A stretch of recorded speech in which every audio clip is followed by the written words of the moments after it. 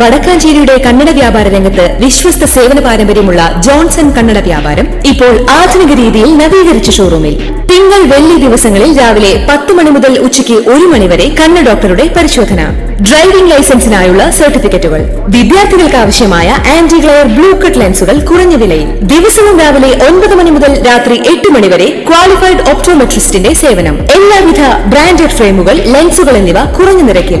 Johnson Kannada വ്യാപാരം, John's tower, divine ആശുപത്രിക്ക് എതിർവശം, Vadakkanchery. Phone 94963474. Wayanad ഉരുൾപൊട്ടൽ ദുരന്തത്തിൽ പുനരധിവാസം വൈകുന്നതിൽ കേന്ദ്ര സംസ്ഥാന സർക്കാരുകൾക്കെതിരെ ജില്ലാ കളക്ടറേറ്റിലേക്ക് യൂത്ത് കോൺഗ്രസ് നടത്തിയ മാർച്ചിൽ സംഘർഷം.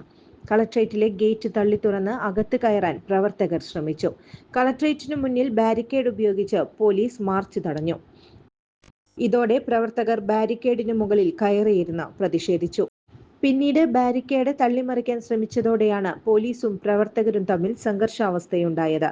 പ്രവർത്തകർക്ക് നേരെ പോലീസ് ലാത്തിചാർജ് നടത്തി. പോലീസ് 3 തവണ ലാത്തി വീശി.